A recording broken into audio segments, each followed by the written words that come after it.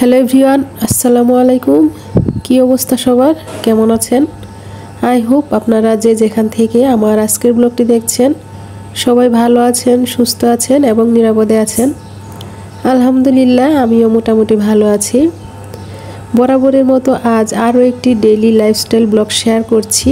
আশা রাখছি আজকের ব্লগটি আপনাদের একটু হলেও ভালো লাগবে, তাই কোনো স্কিপ না করে পুরো সময় জুড়ে আমার সাথেই থাকবেন। তবে আজ ব্লগটি আমি একদম ভোর থেকে শুরু করে দিয়েছি। তো সকাল থেকে আমি কিভাবে দুপুরের মধ্যে একটা টার্গেট নিয়ে কাজ শেষ করি সেটাই আপনাদের সঙ্গে শেয়ার করব।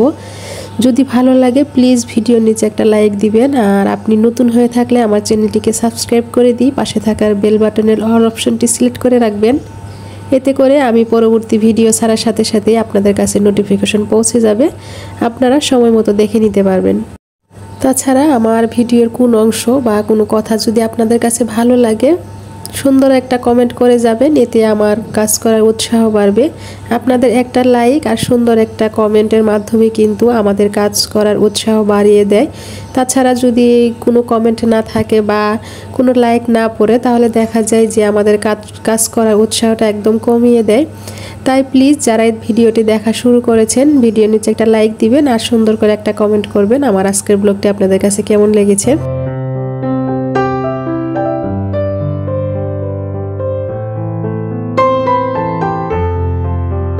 আসলে আমরা স্কুল গোয়িং যারা মাদার আছি তারা কিন্তু এতদিন খুবই আরাম করলাম। অনেক দিন বন্ধ ছিল বাচ্চাদের স্কুল কলেজ, তো এখন কিন্তু বন্ধ শেষ, আবারও সেই ব্যস্ততা শুরু হয়ে গিয়েছে সকাল থেকেই। তো আমি কয়েকদিন হলো বাড়ি গিয়েছিলাম, আপনাদের কারো ভিডিও দেখতে পারিনি, সেজন্য দুঃখিত। এখন ইনশাল্লাহ দেখে নিব। তো বাড়ি থেকে চলে এসেছি গতকাল, আর বাচ্চাকে আজ স্কুলে পাঠাইনি, যেহেতু রাতে সে জার্নি করে এসেছে আর স্কুলে যেতে চাইছে না, তাই ভাবলাম যে থাক। আর গতকাল থেকে তার পরীক্ষা শুরু হবে, তো আজ একটু বাসায় বসে পড়তে পারবে, সেজন্য আর স্কুলে পাঠাইনি। তাই আমি সকাল সকাল সব কাজগুলো করে নিচ্ছি। আর দেখবেন যে কোথাও যখন আপনি ঘুরতে যাবেন বা কয়েকদিন থাকবেন, বাসা যতই পরিষ্কার করে রাখা হয় আসার পর তো একটু ভালো লাগে, তারপরও মনে হয় যে আর একটু গুছিয়ে নেই বা একটু পরিষ্কার করে নেই, তাহলে নিজের কাছে শান্তি লাগে। তাছাড়া রুম যখন বন্দি থাকে এমনি কিন্তু একটা কেমন ভ্যাপসা গন্ধ হয়ে যায়। তো আমি কিন্তু অলরেডি সুন্দর করে গুছিয়ে সব কিছু রেখে গিয়েছিলাম, আর এসে শুধু টুকটাক করে একটু ঝাড়ু দিয়ে নিলাম আর সব কিছু একটু চেঞ্জ করে দিলাম। আমি কোথাও যাওয়ার আগে সব কিছু একটু উল্টিয়ে গুছিয়ে রেখে যাই যাতে উপরে ময়লা না পড়ে যায়, সেজন্য। তো সকালে নাস্তাটা আমি করে নিলাম, আর এখন আমি এই তো সেদিন যে মোহাম্মদপুর গিয়েছিলাম, তো আমি কি কি জিনিস নিয়েছি আপনাদের সঙ্গে কিন্তু শেয়ার করা হয়নি। সেদিন বলেছিলাম যে পরবর্তী ব্লগে শেয়ার করব, আর এই ভিডিওটা আমি কয়েকদিন আগে করে রেখেছিলাম। তো যেহেতু বাড়ি গিয়েছিলাম তাই আপনাদের সঙ্গে শেয়ার করা হয়নি, তো আজ আমি কাজের ফাঁকে আপনাদের সঙ্গে শেয়ার করে দিচ্ছি, যেহেতু আগে ভিডিওটা আমি করে রেখেছিলাম। এখানে আমি কিউট দুইটা হাঁড়ি নিয়েছি, আর এই হাঁড়িগুলো কিন্তু অনলাইনে একদম ভাইরাল। আমি মোহাম্মদপুরে খুবই কম প্রাইজেই পেয়েছি। অনলাইনে আমার কাছে দাম চেয়েছিল, আপনারা সবাই জানেন, অনেকে হয়তো নিয়েওছেন। প্রথমে ছিল 250 টাকা করে, এরপর 220 টাকা করে। তো এটা কিন্তু একটু বড় সাইজ, আমি 150 টাকা করে নিয়েছি পার পিস। আমার কাছে খুবই ভালো লেগেছে। তো আর কিছু বেডশিট নিয়েছিলাম, এখানে আমি একটা বেডশিট নিয়েছি, বেডশিটটা আমার কাছে খুবই ভালো লেগেছে। এখানে 2টা পিলো কভার আছে অনেক বড় বড়, আর 3টা আমি পর্দা নিয়েছিলাম। আমার রুমের পর্দা আছে, তারপরও একটু যেহেতু এই রুমের দরজা একটু বেশি তাই কিছু পর্দা লাগে, সেজন্য আমি এখানে ম্যাচিং করে 2টা নিয়েছি, আর মাঝে দেওয়ার জন্য একটা নিয়েছি। তো এটা আমি জানালায় দিব, 2 পাশে 2টা দিব, আর মাঝখানে ইয়েলো কালারটা দিব, দেখতে কিন্তু ভালো লাগবে। অনলাইনে অনেক পেজেই দেখবেন এই পর্দাগুলো কিন্তু কম্বো হিসেবে সেল করে, 2 পাশে 2টা দিয়ে দেয় আর মাঝখানে একটা দিয়ে দেয়। তো আমি সেখান থেকে দেখেই তারপর আমি মোহাম্মদপুরে গিয়ে এইভাবে ম্যাচিং করে নিয়েছি। তো 2টা পর্দা যেটা একই রকম দেখছেন সেটা নিয়েছে আমার কাছে 250 টাকা করে, আর এই তো ইয়েলো কালার যেটা দেখছেন এটা আমার কাছে 300 টাকা নিয়েছে, যেহেতু এটা আমি অন্য দোকান থেকে নিয়েছিলাম সেজন্য। তাছাড়া কিন্তু আমি বাইরে থেকে নিলে 250 টাকা দিয়ে পেয়ে যেতাম, তো সেখানে ছিল না, তাই আমাকে অন্য মার্কেট থেকে নিতে হয়েছে। তো কি আর করার, যখন পাইনি তখন একটু দাম বেশি দিয়ে কিনে নিয়েছি। আর এই পর্দাগুলো কিন্তু অনেক আগে থেকেই পাওয়া যায়, ভাইরাল একটা পর্দা বলতে পারেন। আমি অনেক দিন পরেই কিনে নিলাম। প্রথম থেকেই আমার এই পর্দাগুলো খুবই পছন্দের ছিল, খুবই ফেভারিট ছিল। ভাবছিলাম কিনবো কিন্তু যেহেতু বাসায় পর্দা আছে সেজন্য আর কিনতেও ইচ্ছা করেনি।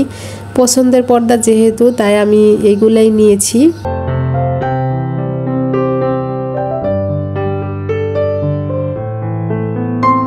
আমার কথা শুনে হয়তো আপনারা একটু বুঝতে পারছেন আমার ঠান্ডা লেগেছে। আর বাড়ি থেকে আসার পর আমার ছোট বেবিটা জ্বর এসেছে, তারও প্রচণ্ড ঠান্ডা কাশি, যেহেতু পানি চেঞ্জ হয়েছিল আর ও তো ছোটো মানুষ।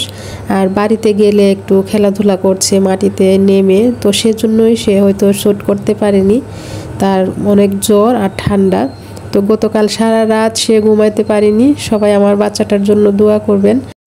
বাচ্চা অসুস্থ থাকলে সত্যি মায়েদের একদম ভালো লাগে না। কাল সারা রাত ঘুমাইতে পারিনি, বাচ্চা অসুস্থ, সেও ঘুমায়নি।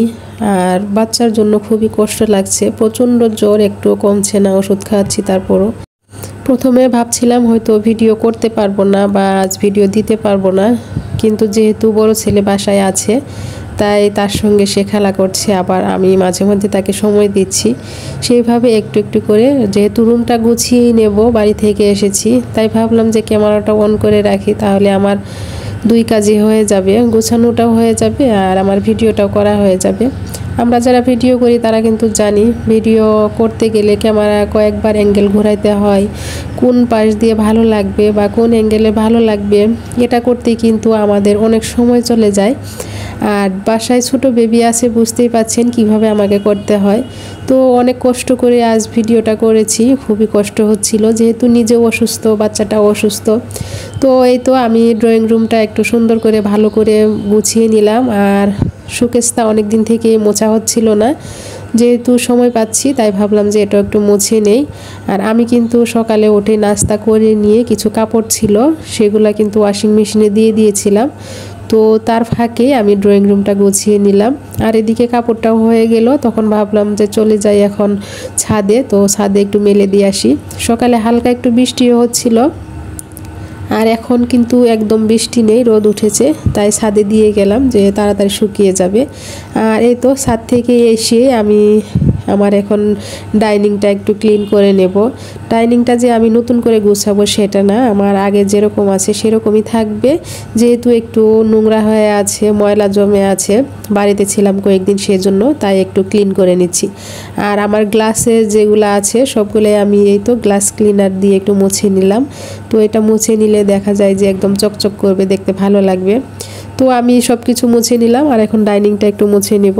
তো ডাইনিংটা কিন্তু আমার একদম ক্লিন করাই আছে, আমি যেহেতু রেখে গিয়েছিলাম, আমার বাসায় কেউ ছিল না, সব কিছু তেমনই আছে, কোনো এলোমেলো হয়নি। তারপরেও দেখা যায় যতই পরিষ্কার করে রাখি না কেন, বন্ধ ঘর থাকলে এমনি কেমন জানি একটা লাগে, তাই আমি শুধু উপরের যে ধুলো যদি জমে থাকে সেটাই একটু কাপড় দিয়ে মুছে নিচ্ছি, এর বাইরে আর কিছু না। তো বেশি যে ডিপ ক্লিন সেটা করব না, কারণ আমার পরিষ্কার এমনিতেই আছে, শুধু আমি উপরে একটু মুছে নিয়েছি। আমি কিন্তু বাড়িতে গিয়ে 3 দিন ছিলাম, আমার কাকা এসেছে আমেরিকা থেকে, তো ওনাকে দেখতে গিয়েছিলাম, যেহেতু বাচ্চার স্কুল তাছাড়া তার পরীক্ষা, সেজন্য আমাকে চলে আসতে হয়েছে। আসার সময় সত্যি খুবই খারাপ লেগেছে, কারণ বুঝতেই পারছেন বাড়িতে অনেক দিন পর গিয়েছি, আর গেলে তো সবার সঙ্গে দেখা হয়েছে, আর 2-1 দিন থাকতে পারলে ভালো লাগতো। আমার বোনরা অবশ্য সবাই আছে আর আত্মীয় স্বজন আছে, কিন্তু আমাকেই চলে আসতে হয়েছে কারণ বাচ্চার জন্য। কিছুই করার নেই, 3 দিন ছিলাম ওদের সঙ্গে, খুবই এনজয় করেছি, খুবই মজা করেছি, খুবই ভালো লেগেছে।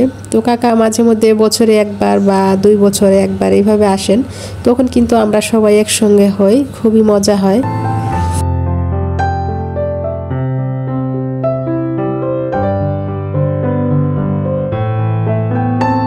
তো ডাইনিংটা ক্লিন করে নিলাম, আর এখন এই তো আমার গেস্ট রুম যে আছে সেটার বেডশিটটা চেঞ্জ করব না, আগে যেটা ছিল সেটাই থাকবে, কারণ এটা এখনও ময়লা হয়নি। আর আমি যদি ময়লা না হয়, আর এটা ব্যবহারও হয় না, যদি ব্যবহার হয় তাহলে দেখা যায় সপ্তাহে 1 দিন বা 2 দিন চেঞ্জ করতেই হয়।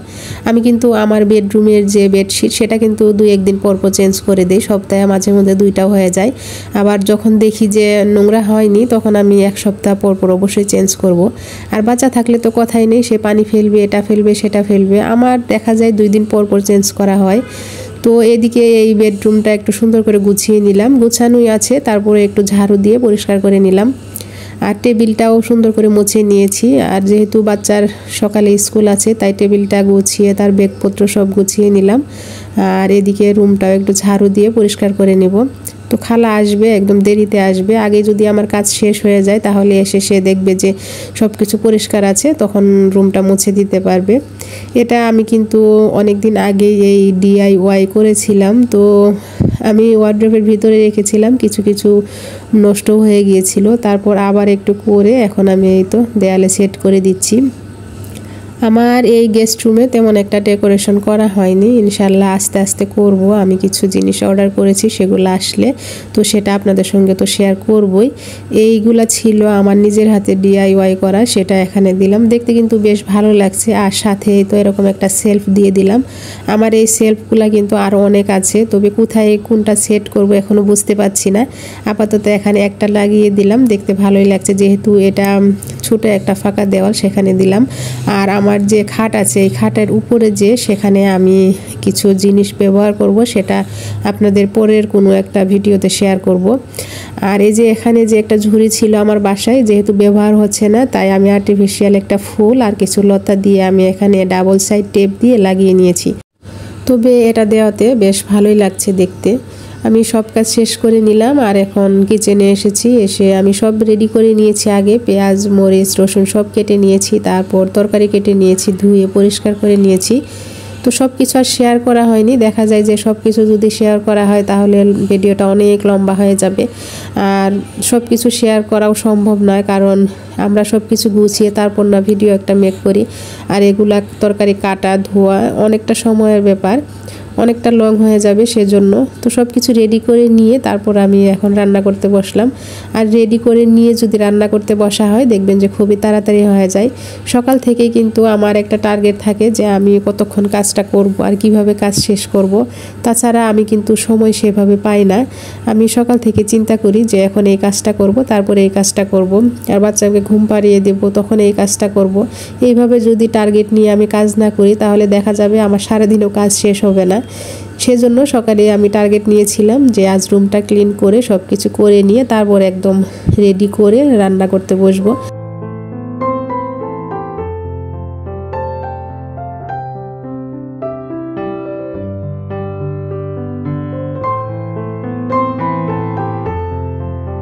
এই তো আপনাদের সঙ্গে গল্প করতে করতে আমার কিন্তু রান্না প্রায় শেষ। তো ছোটো মাছের তরকারিটা বসিয়ে দিলাম, আর এখন করলা ভাজিটা হয়ে গিয়েছে তো এটা উঠিয়ে নিলাম। আর এদিকে আমি এই মাছগুলো বাড়ি থেকে নিয়ে এসেছিলাম, আমাদের পুকুরের একদম টাটকা মাছ। তো আরও অনেক মাছ নিয়ে এসেছি, আপনাদের সঙ্গে শেয়ার করা হয়নি। তো বাড়িতে গিয়েছিলাম, সেরকম একটা ভিডিও যে করব সেরকম সময় সুযোগ হয়নি। আর আমার বাচ্চাটা আমার কোল থেকে একদম নামতে চায় না। তো কি আর করার, মেহমানও ছিল, সেইভাবে আর যে ভিডিও করব সেটা হয়নি। তো আমাদের পুকুরের তাজা মাছ সেখান থেকে আমি নিয়ে এসেছি। আর এই তো ছোটো মাছটা হয়ে গিয়েছে, সেটা উঠিয়ে নিলাম আর মাছটা এদিকে হতে থাক। তো সব কাজ কিন্তু আমার একটার মধ্যেই কমপ্লিট করে ফেলেছি আমি। আর এখন সব কিছু টেবিলে রেখে দিব, দিয়ে তারপর আমি দুপুরের জন্য ফ্রেশ হব।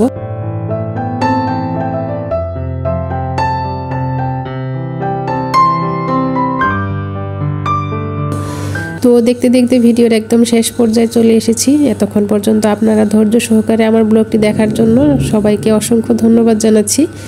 নেক্সট ভিডিওতে আপনাদের সঙ্গে আবারও দেখা হবে। ততক্ষণ পর্যন্ত সবাই ভালো থাকবেন, সুস্থ থাকবেন। আসসালামু আলাইকুম, আল্লাহ হাফেজ।